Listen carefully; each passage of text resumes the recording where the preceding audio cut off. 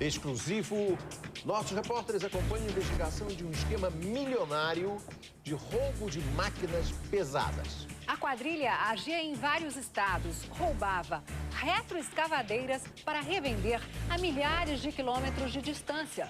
Veja agora na reportagem da semana. A cena que você vê parece comum, mas o que está acontecendo nesse momento é o roubo de uma retroescavadeira em plena luz do dia.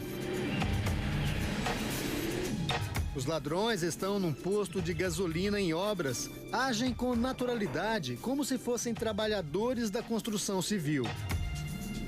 A ação foi descoberta por policiais da delegacia que investiga roubos de veículos e cargas em São Paulo. A rede criminosa, que funcionava como uma grande empresa, operava nos estados do Mato Grosso do Sul, São Paulo e Pará.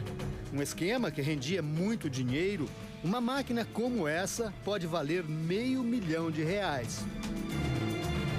A polícia começou a rastrear a quadrilha há 6 meses, depois de uma série de roubos de retroescavadeiras na Grande São Paulo. Durante as investigações, a polícia logo percebeu que lidava com uma quadrilha organizada, onde cada integrante desempenhava uma função muito bem definida. Este é o chefe da quadrilha, que tinha pelo menos 8 pessoas. Ele se chama André Vino da Rosa Borges e comandava tudo de Campo Grande, no Mato Grosso do Sul. André é dono de uma empresa de venda e aluguel de máquinas pesadas em Parauapebas, no Pará. O homem de confiança dele, o segundo no escalão da quadrilha, é Silvio Paulo Rocha de Almeida. Silvio ficava em São Paulo, era ele quem escolhia as retroescavadeiras que seriam roubadas. O Silvio, como é um cara mais articulado, ele é menos violento, é um cara mais fino, então ele era o responsável por procurar essas máquinas. Aonde que ele procurava? Nas empresas construtoras.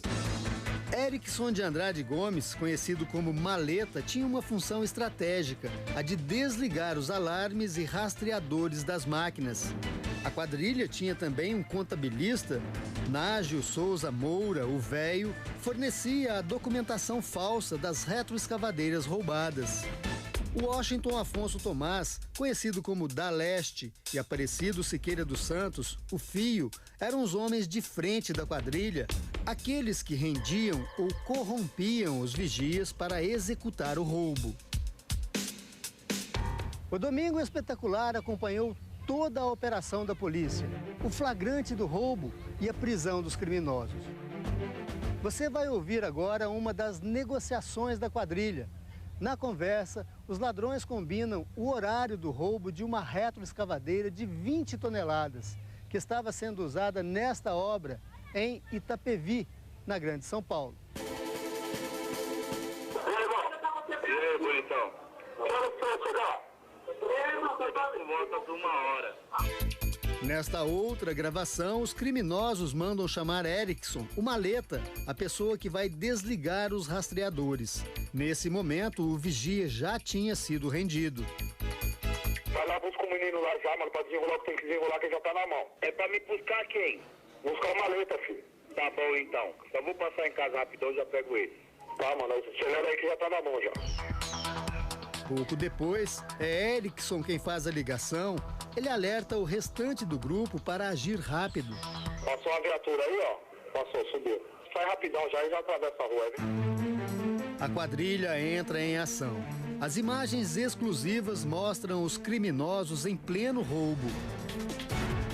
7 de outubro, 6 horas da manhã. Os ladrões estão no local desde a madrugada. Já renderam o vigia e agora colocam a retroescavadeira numa carreta. O homem de blusa branca é o Washington.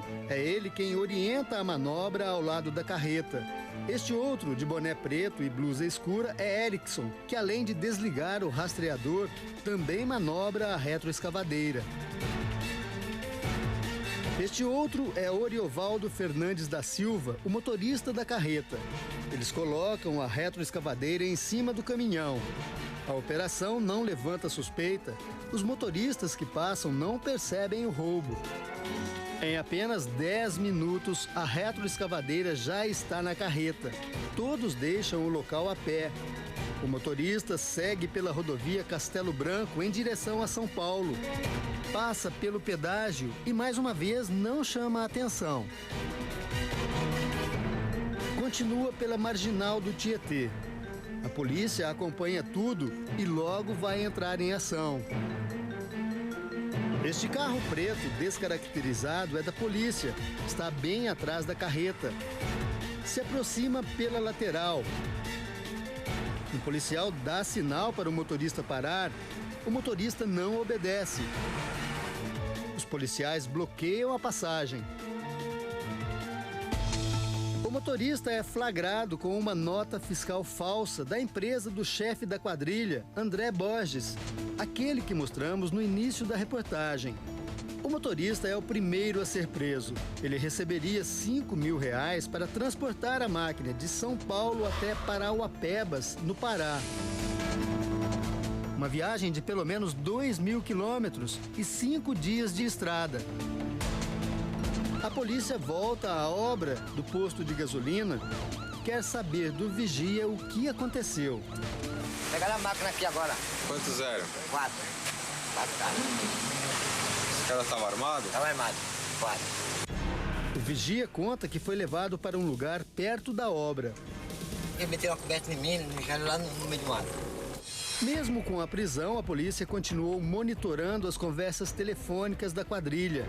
Como o motorista foi preso e perdeu o contato, os outros ladrões começaram a desconfiar que foram enganados pelo próprio motorista. Você ligou? Liguei. Aí não atendeu, não? Não. Falou que não dá uma semana. Essa máquina tá no Nordeste. Tava contando essa história. 13 dias depois, o grupo tentou roubar outra retroescavadeira, de novo em Itapevi. Um vizinho estranhou a movimentação e chamou a polícia militar. Erickson foi o único a ser preso. Eles foram surpreendidos pela PM, né? Eles estavam roubando, deu alguma coisa errada e a PM acabou prendendo o Erickson. Os outros fugiram. Nesta gravação, Washington e Aparecido conversam logo depois da prisão de Erickson, o maleta. Eles querem saber o que aconteceu. E agora deixa eu te falar, e o maleta? Então, e o mala? O mala ficou lá dentro, irmão? Mano, eu saí gritando o nome dele. Em seguida, Washington liga para Silvio, o homem que planejou o roubo, e conta que Erickson ficou para trás. Alô? E aí, meu querido? E aí, irmão? Beleza? E como tá as coisas aí? Nós tudo saiu tudo junto, mano. Só que ele foi pra um lado que os caras colocou a mão dele, eu acho, viu? Ah, vocês correram pra um lado e ele pro outro? É, eu corri pra um lado, outros parceiros correu pro outro e ele correu pra outro. A justiça autorizou a prisão temporária de toda a quadrilha. Washington foi preso na casa dele. Bota um mandado de prisão pra você, tá? Tá, mandado de prisão por quê, senhor? Na delegacia você vai saber. É por causa da sua sorrida. Deixa eu colocar. Primeiro vamos fazer uma revista. Tranquilo.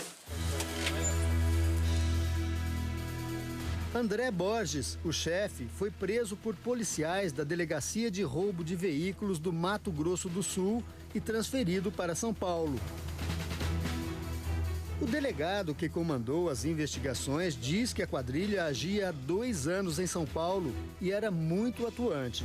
A gente tem uma ideia que eles iam roubar mais ou menos uma a cada 15 dias, eles conseguiam ter a logística toda.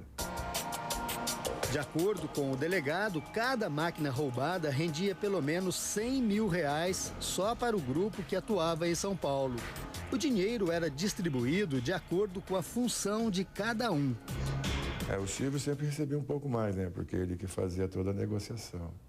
Mas o especialista mesmo, o maleta, o Erickson, ele recebia R$7.000 por máquina que ele roubava. No Pará, a máquina ganhava documentação falsa e era revendida por até R$200.000. Momento em que André, o chefe, embolsava a maior parte do dinheiro. As máquinas roubadas pela quadrilha eram parecidas com essa aqui, olha. Essa é uma retroescavadeira de 20 toneladas, tem 3 anos de uso.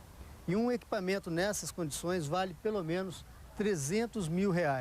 Nas cidades, essas máquinas são usadas em grandes obras, grandes construções, mas depois de roubadas, eram levadas pela quadrilha, principalmente para o norte do país, para serem usadas em garimpos, na extração de pedras preciosas. Tem um detalhe, olha, ao contrário do que acontece nos carros, onde a numeração é gravada no chassis, nesses equipamentos pesados, a numeração ela é anotada nessa placa de metal. Não é difícil de retirar essa placa. A numeração também aparece aqui, é anotada aqui, mas também dá para perceber que não é difícil adulterar ou mesmo apagar essa numeração. E sem essa identificação fica praticamente impossível rastrear, localizar e recuperar uma máquina dessa depois de roubada. Agora, é difícil imaginar, né, que um equipamento tão pesado, tão grande, possa ser roubado sem chamar a atenção de ninguém. Os irmãos Sérgio e Walter são os donos da retroescavadeira que foi roubada em Itapevi. Eles só ficaram sabendo do roubo quando a máquina já havia sido recuperada pela polícia. Estava em casa, recebi a ligação e aí foi um choque. E aí ele foi lá atrás. Este consultor de segurança diz que é o chamado roubo por encomenda. Antes mesmo de serem roubadas, as máquinas já têm um destino certo. O ladrão, ele não vai roubar um trator e ficar com ele em estoque. Isso é um risco para ele. Então ele rouba sob encomenda. Ele sabe quem quer, ele vai lá, pega aquele trator, entrega e recebe a parte dele. A retroescavadeira era financiada e não tinha seguro. Os irmãos jamais imaginaram que um dia ela pudesse ser roubada. Por isso que a gente, às vezes, assim, não coloca tanto empenho, tanto cuidado em cima, devido, né, à dificuldade de mexer com, locomover com um equipamento desse, né? A gente acredita que não vai acontecer com a gente, né?